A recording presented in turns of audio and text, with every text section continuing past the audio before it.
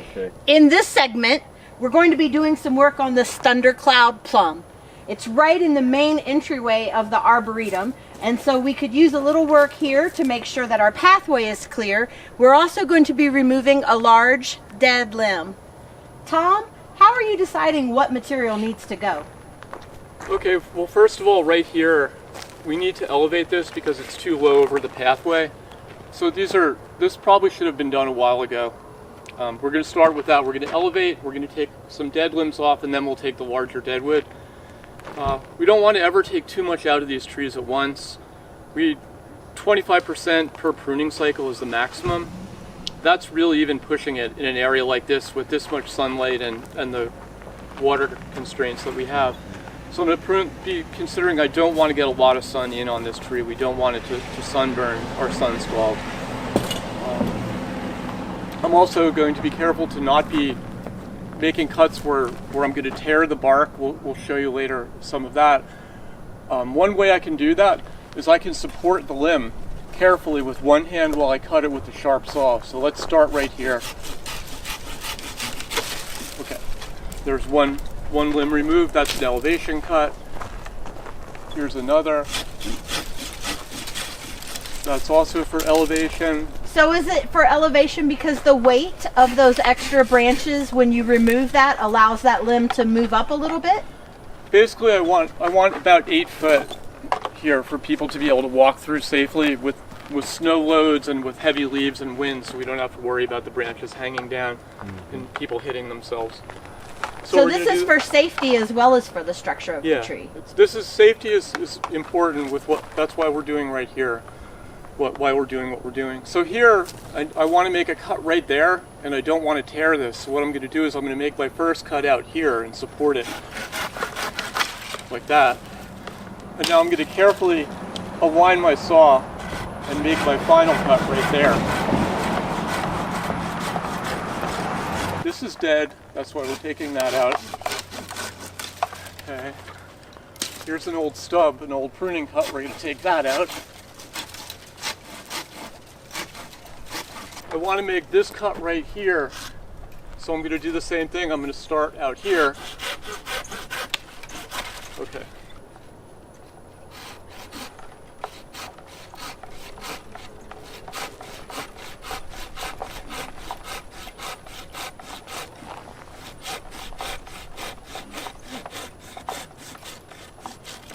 Okay. Now this one right here is also for elevation.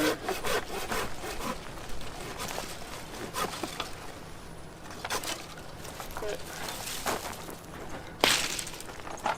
We're going to go to taking a couple dead limbs out on the inside of the tree right here. Okay. Now I'm taking this limb off right here. This is completely dead. So I'm going to do the same thing. I'm going to make a cut farther away from the tree, and then I'll make a final cut after I take the weight off.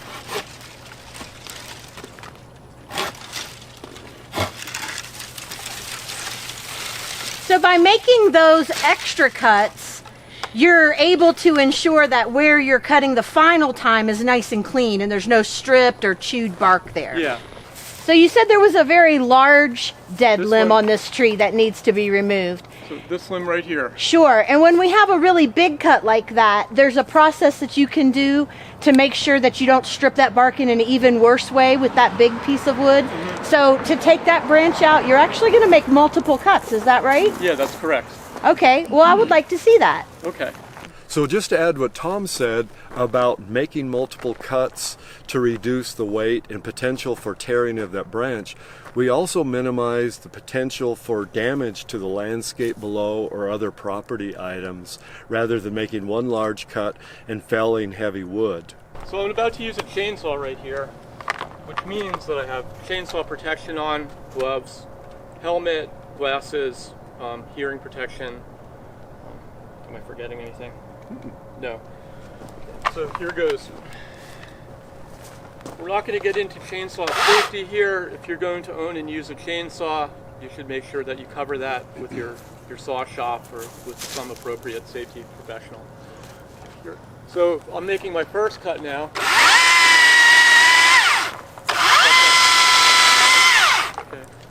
That's both a directional cut and a cut to prevent tearing, so we don't rip the bark down below where we want our final cut to be at the branch bark collar.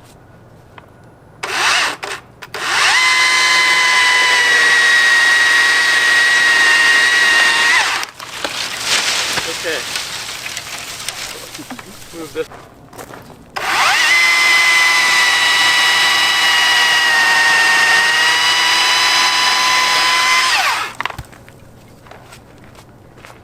Okay, and then while we're at it, we have two stubs right here these were poor pruning cuts, and you can actually see what happens.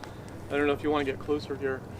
When we make a bad cut, the bark's tearing off here. We don't have good callus tissue formation, and we have decay like in the stubs themselves that can make its way into the tree. These are decay entry points. Just a bad practice, bad pruning practice.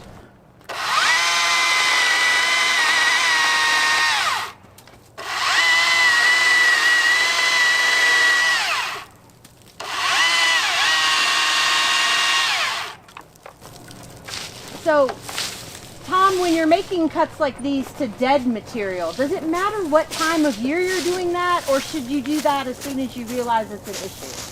The time of year wouldn't matter with the dead. Safety might matter. Convenience to you. That's really it. Great. So, John, here, what are we looking at where these older cuts are? Right, so this, for instance, was a cut that, unlike Tom showed, they didn't work their way back to the end weight, and they've cut right in here someplace. You can see where that bark tissue did peel back, and again, now we have this larger wound that's opened up, which could be an entry point for decay right into the main stem. Now, again, had they gone in and made an undercut and then a cut outside of that is one method, or reduce the end weight by making multiple cuts by the time they made their final cut, this would not be the result.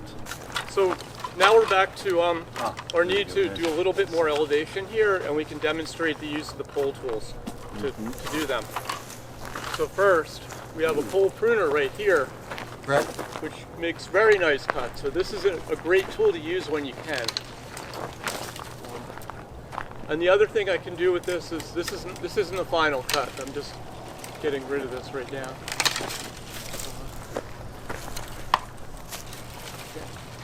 These aren't final cuts, so I'm going to clean them up in a second.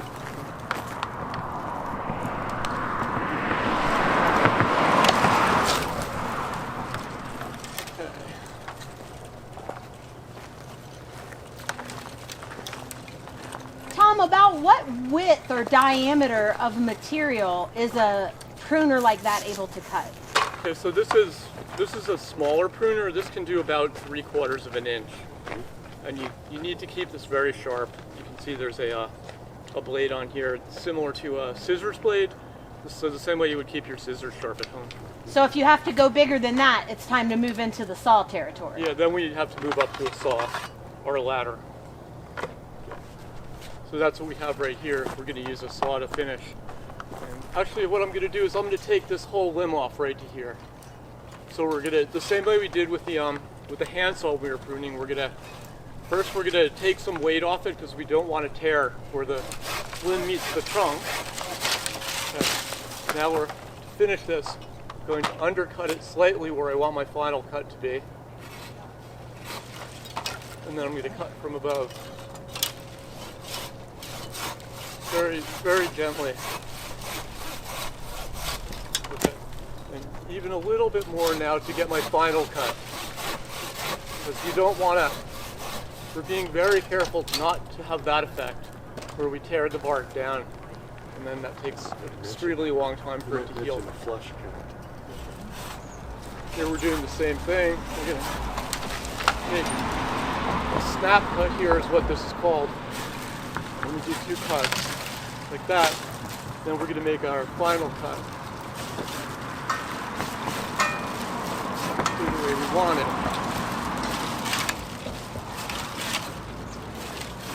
The one time of year you don't want to cut prune trees, or perhaps where you have to be very careful with them, is in early spring when the bark, when the tree is actually expanding in diameter and the cambiums are in active growth. So we're lucky it's still a little too early for that right now. Great. Well, it's definitely easier to walk under that tree now. Okay, so we're all good. Yeah, we appreciate your help with that. Thanks.